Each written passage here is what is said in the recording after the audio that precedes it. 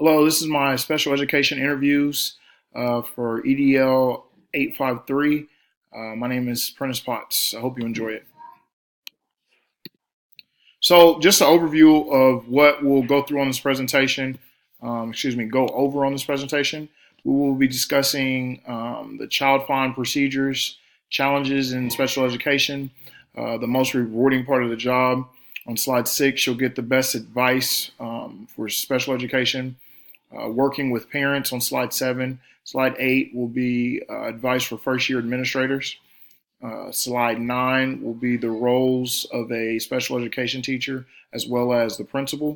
And slide 10 will discuss future characteristics for future administrators.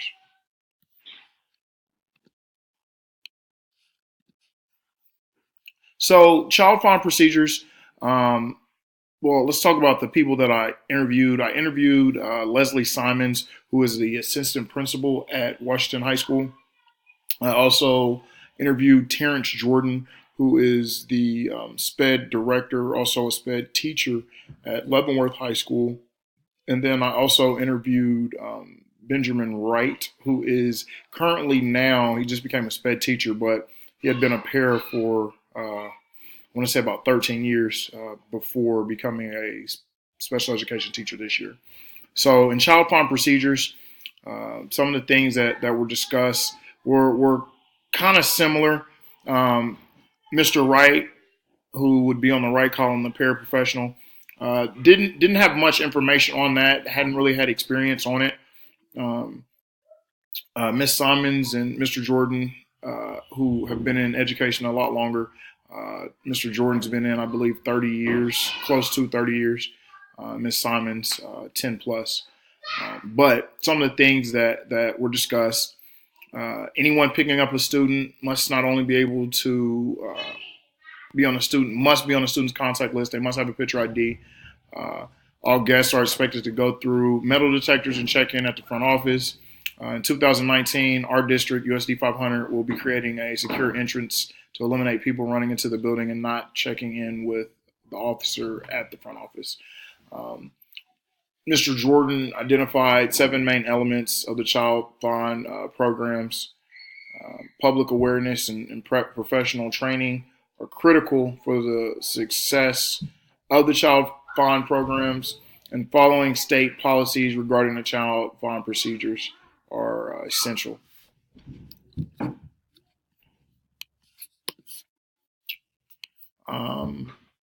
Challenges that they find in the SPED department, and because I did work in special education for a year, I can identify with some of these issues. One that Ms. Simons discussed was sometimes the conversation is difficult to have with teachers and parents when an IEP is not followed.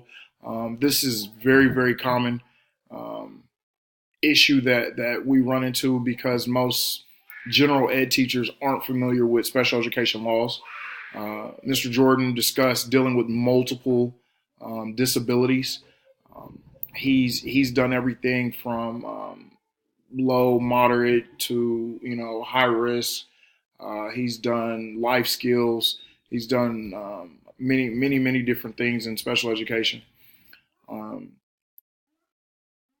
Mr. Wright was discussing getting all people on the same page, and he was more so addressing general ed principals and special education teachers, just as simple things like constructing or holding a special education meeting or IEP meeting for one of his students, or just getting modifications and accommodations correct across the board for a child in its IEP, in his or her IEP. So some of the things that they discussed as being the most rewarding, Ms. Simon said working with a team, which includes the parents and student, and seeing the special education students after high school, having graduated and move on to the next phase of life, college, career, military, or a combination. Mr. Jordan said the most rewarding part of the students in special education was the students themselves. And he kind of took it to the sense of these students deal with a lot of things outside of school, and just seeing how they overcome adversity was a neat thing for him to see.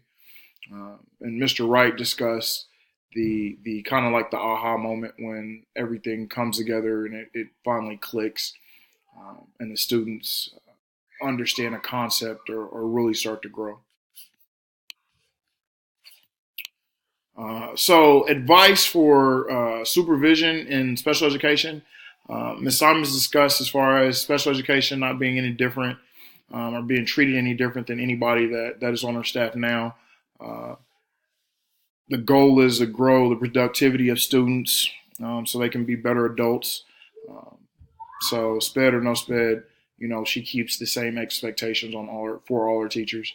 Mr. Jordan spoke on more so of supervision of staff is dealt with through the SPED department. In most departments, and I guess my understanding is a lot of the special education departments are separated from your school, I guess school laws, school rules. I mean, they have to abide by them, but there's another set of, I guess, commandments that special education has to go by, that they're governed under. So that's something that he spoke a lot about. As admin, you're really not aware of what is taking place because of special education's nature in that department. As far as the paras, they're assigned a supervising teacher who is responsible for completing their evaluations. However, this is input from administration. The best advice that Mr. Wright could provide can give when supervising any aspect of SPED is best just to be patient and flexible. And I totally agree. Let's get this up here. Okay.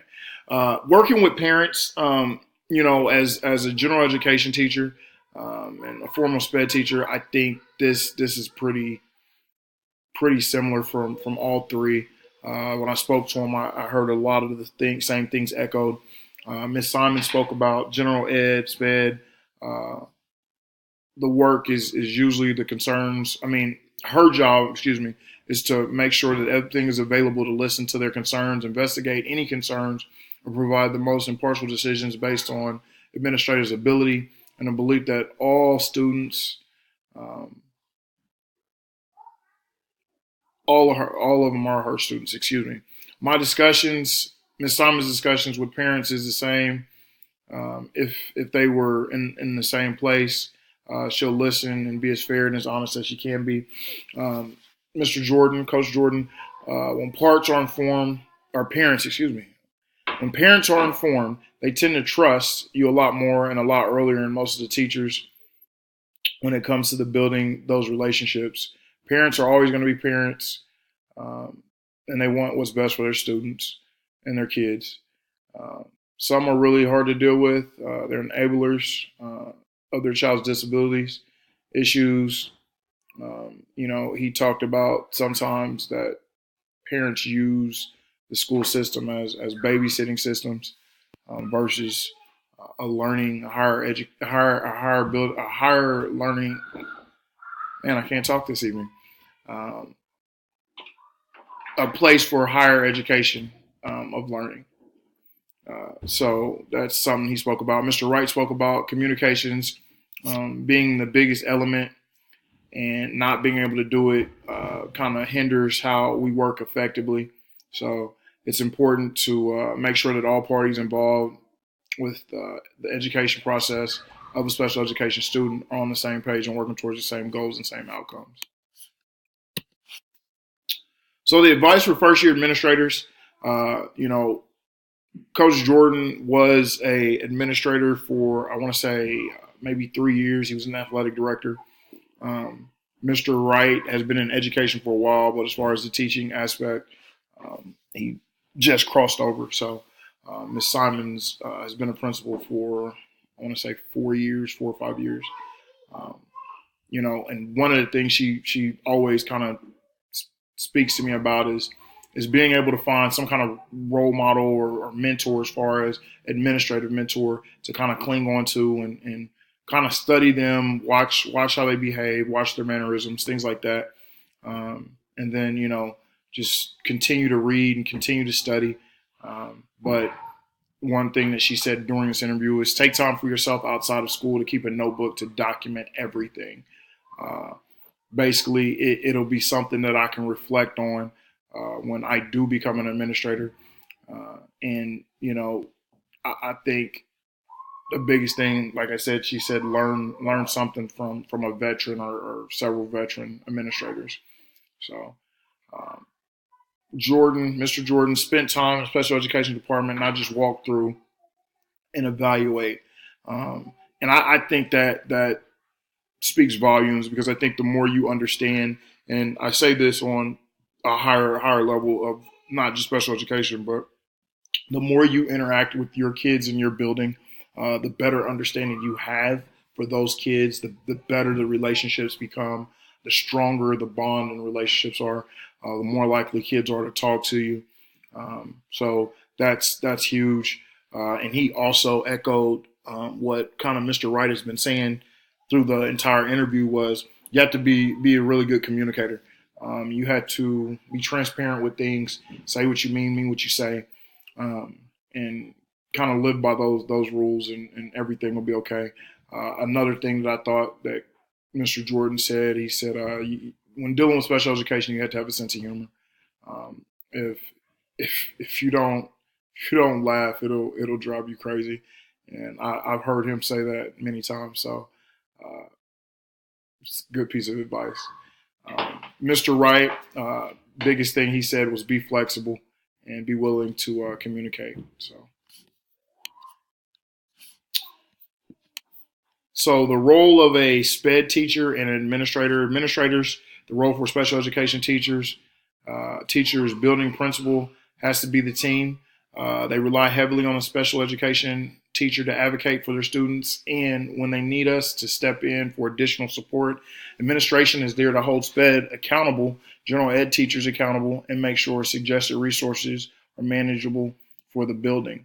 Mr. Jordan spoke on the principal runs the show. The principal's job is to let everybody in the building know that they are important and valued by the district. And I totally agree. The special education teacher's role in Mr. Jordan's eyes is to advocate for the child, to make sure that child is dealing on a level playing field when it comes to education. Mr. Wright spoke on the filling the role and assist the SPED teacher or assist the SPED teacher and the general ed teacher as a para, but while advocating for the students that he's assisting on whatever special ed teacher he's assigned to his caseload, or gen ed teachers. He said the role of the building principal is to support all staff they oversee. So I agree with all three of those. Characteristics of future administrators. Administrators, in Ms. Simon's eyes, some districts designate an admin to address all SPED things. USD 500 doesn't. So, you need to be ready and be willing to assist with SPED as needed, and kind of being a witness to it. I watched during parent-teacher conferences, family advocacy is what we call it. All three of our assistant principals were in SPED meetings all day. So it was kind of like clockwork, every hour on hour. And when one couldn't make it, the other one would go and fill in for them. So you got to be ready to assist. SPED teachers, in Coach Jordan's eyes, Mr. Jordan's eyes, is to spend time with all your students and be a great communicator. And then Mr. Wright, once again, was being patient, flexible, and having great communication skills. I want to thank you for listening. I got about 1 minute left before it freezes on me, so I'll try to get it in. My reflection on this assignment was really eye-opening. I had an extremely busy week with trying to interview these three people and getting them when they were available. I also had some other things going on, but I really, take a step back when dealing with special education, because there's so many aspects, so many moving parts, and you have to be willing to be patient and not jump to judgment too soon. So that's my presentation. Thank you for listening. Have a great day.